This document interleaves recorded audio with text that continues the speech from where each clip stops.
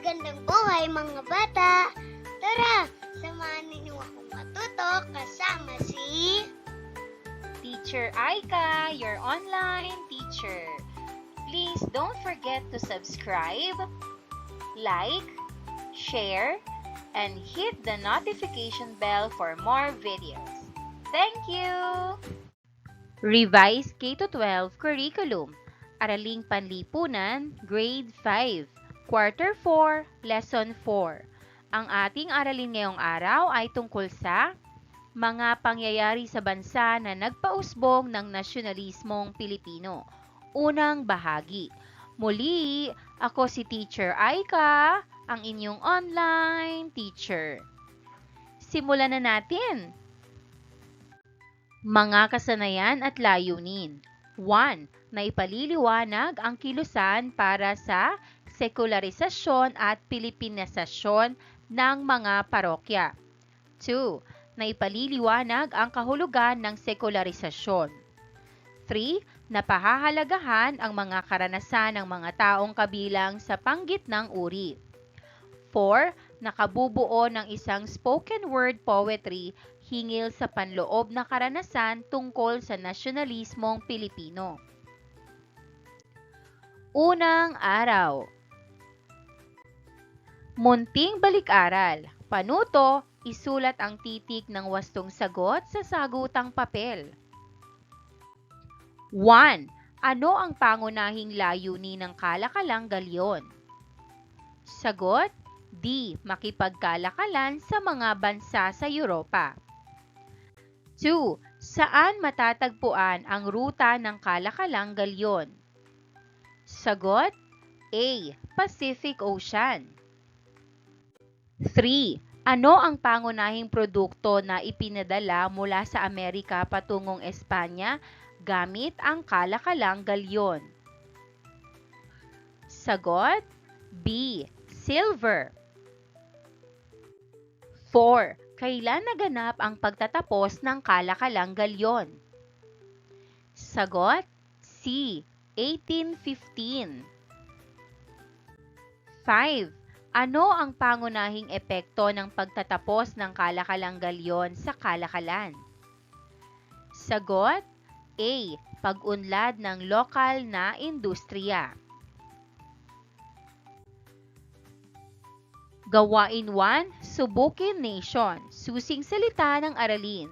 Panuto, isaayos ang mga pinaghalo-halong mga titik sa bawat bilang upang mabuo ang tamang salita. Isulat ang sagot sa inyong kwaderno o sa inihandang espasyo sa sagutang papel. Pari na hindi kasapi ng orden na relihiyoso. Sagot: sekular. Paring Espanyol. Sagot: regular. Isang unit pang teritoryo ng isang simbahan. Sagot: parokya. Kaugnay na paksa, panloob na pangyayari, pag-usbong ng panggitnang uri, ang isyu ng sekularisasyon at Pilipinisasyon, Pedro Palaez. Pag-usbong ng panggitnang uri o middle class. May ilang mangangalakal, magsasaka at profesional na umunlad ang pamumuhay bunga ng paglago ng agrikultura at pagbubukas ng Pilipinas sa pandaigdigang kalakalan.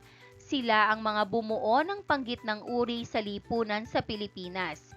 Sila ay karaniwang kinabibilangan ng mga Chinese at Spanish mestizo.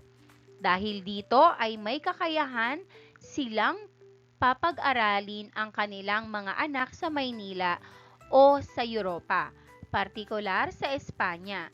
Doon nakamit ng mga ilustrados o naliwanagang kabataan. Ang liberal na edukasyong nagmulat sa kanila sa tunay na kalagayan ng Pilipinas noon. Sekularisasyon at Pilipinisasyon. Pedro Pelaez. Ang issue ng sekularisasyon ay isa sa mga pangyayari noong ika-19 na siglo na naging salik ng pag-usbong ng kamalayang Pilipino. Ang sekularisasyon ay ang pagbibigay sa mga paring sekular o Pilipino ng kapangyarihan na mamuno sa isang parokya o simbahan. May tinatawag na paring regular na kung saan kinabibilangan ito ng mga paring Espanyol na kabilang sa mga samahang relihiyo katulad ng Agustinian, Franciscan, Recollect, Jesuit at Dominican. Ang pagtutol ng mga paring regular sa mga paring sekular na mamuno sa isang parokya ang pinag-ugatan ng suliranin, dahil kaakibat nito ang malawak na kapangyarihan at impluwensya maging ang yaman mula sa kaba ng simbahan. Ibinalik sa mga paring regular ang mga parokyang hawak ng mga paring sekular. Diskriminasyon ang hinaing ng mga paring Pilipino na tinanggalan sila ng katungkulan. Bunsod nito, nagsimula ang isang kilusan sa pangunguna ni Padre Pedro Pelaez. Humingi ito ng pantay na karapatan ng mga paring Pilipino sa kanilang pamamahala sa parokyang lokal at pagtataas ng kanilang tungkulin sa simbahan. Sa kanyang pagkamay, ipinagpatuloy ni na Padre Mariano Gomez, Jose Burgos at Jacinto Zamora o Gomburza ang kampanya.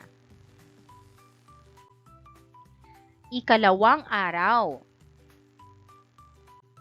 Gawain bilang 2, pamprosesong mga tanong ay understand. Panuto, sagutan ang mga sumusunod na katanungan at isulat ang sagot sa sagutang papel.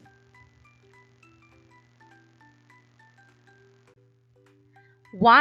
Ano ang ibig sabihin ng sekularisasyon? Sagot: ang sekularisasyon ay ang pagbibigay ng pamamahala ng mga parokya sa mga paring Pilipino sa halip na mga praileng Espanyol. 2. Sa iyong palagay, ano ang naging epekto ng issue ng sekularisasyon sa mga Pilipinong pari noong panahon ng kolonyalismong Espanyol? Sagot: naging sanhi ito ng diskriminasyon at pag-aalis sa mga Pilipinong pari sa kanilang mga parokya. 3. Paano ang ginawang pagkilos ng mga Pilipinong pari para sa sekularisasyon at Pilipinisasyon ng mga parokya? Sagot: lumaban sila sa pamamagitan ng pagsusulat, paghingi ng katarungan at mapayapang pakikipaglaban para sa kanilang karapatan. 4. Paano nakaapekto sa mga nasa panggitnang uri ang pag-aaral nila sa ibang bansa? Sagot: natuto sila ng mga bagong kaalaman at ideya tungkol sa kalayaan at karapatan ng tao. Gawain bilang 3, ugnay salita, i-connect. Panuto, pag-ugnayin ang dalawang konsepto sa bawat bilang. Isulat ang letra ng wastong sagot sa sagutang papel. 1. Ilustrados. Sagot: C. Neliwanagang kabataan. 2. Sekular na pari. Sagot: B. Paring Pilipino. 3. Regular na pari. Sagot: A. Paring Espanyol. 4. Padre Pedro Pelaez. Sagot: E. Liberal na pari. 5. Samahang relihiyoso. Sagot: D. Agustinian. Ikatlong araw. Gawain bilang 4, data retrieval, i-retrieve.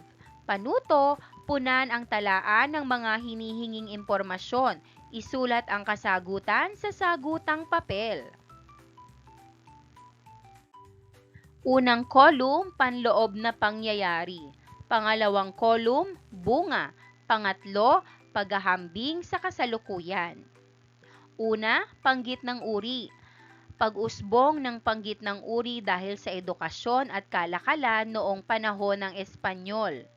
Bunga, naging mulat sila sa karapatan at naghangad ng pagbabago sa lipunan. Maraming nasa panggit ng uri ngayon ang nakapag-aral at aktibong nakikilahok sa mga usaping panlipunan. Pangalawang kolum, sekularisasyon. Paghingi ng mga paring Pilipino na sila ang mamahala sa mga parokya imbis na mga praileng Espanyol. Nagkaroon ng sigalot at diskriminasyon laban sa mga paring Pilipino. May pagkakapantay-pantay na ngayon sa pamumuno at mas iginagalang ang karapatan ng bawat isa. Gawain bilang 5, tama o mali, I care. Panuto, sagutin ang mga sumusunod na katanungan bilang isang mag-aaral at may pusong mapagmahal sa bayan. Isulat ang tama kung wasto ang isinasaad sa pangungusap at mali kung hindi wasto. 1. Pagsunod sa mga batas ng pamahalaan. Sagot, tama. 2. Paghihiwalay ng simbahan at pamahalaan. Sagot, tama. 3. Pag-iwas ng pamahalaan sa pakikipagkaibigan sa ibang bansa. Sagot, mali. 4. Kalayaan sa pagpapahayag ng saloobin. Sagot, tama. 5. Death penalty.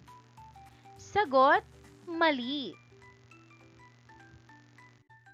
Gawain bilang 6, pagbuo ng spoken word poetry.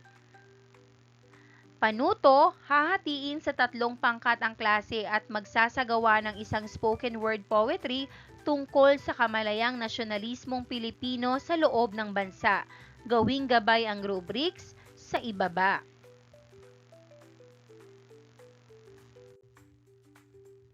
Narito ang rubrics: nilalaman o content, pagkamalikhain o creativity, pagtutulungan o cooperation.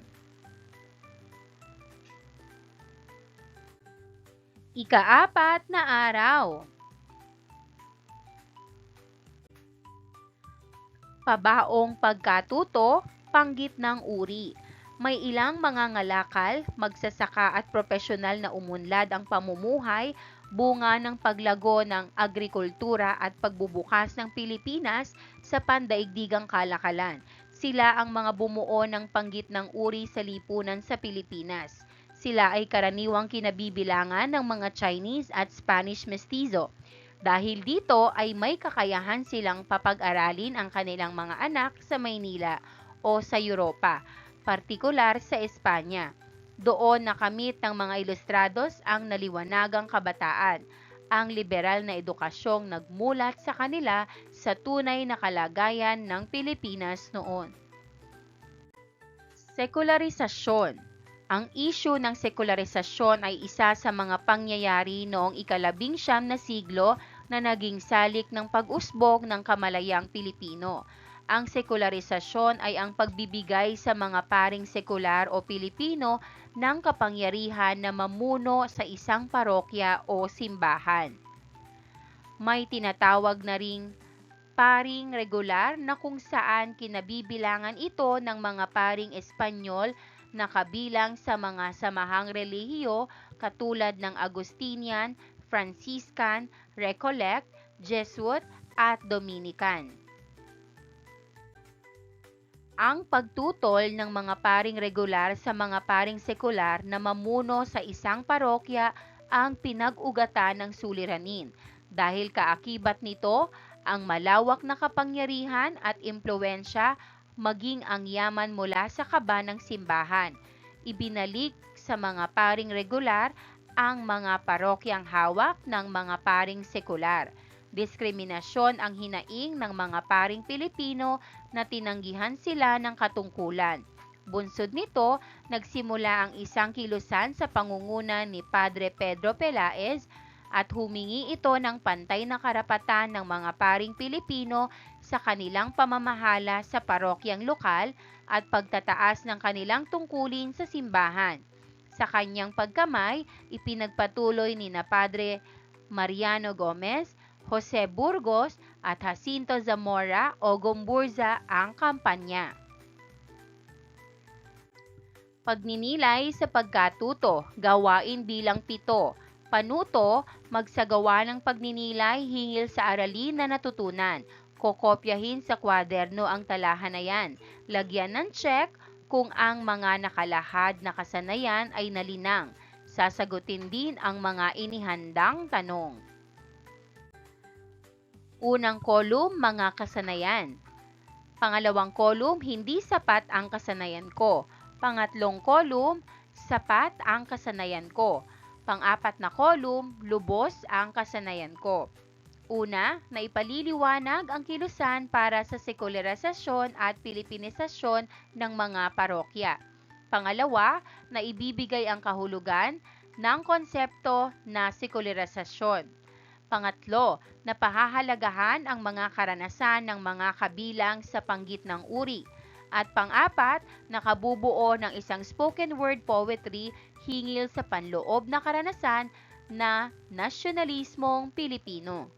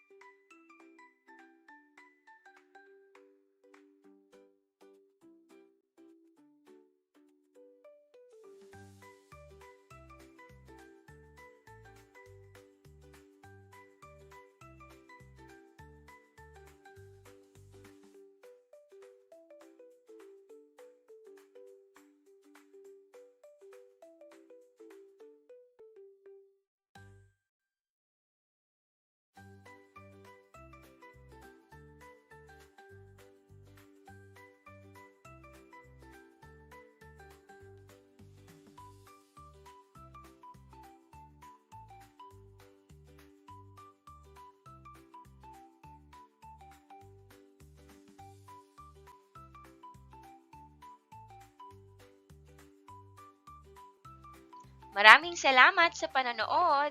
Huwag kalimutang i-like at mag-subscribe para sa higit pang educational content. I-click ang bell icon para ma-update ka sa ating mga bagong video. Salamat!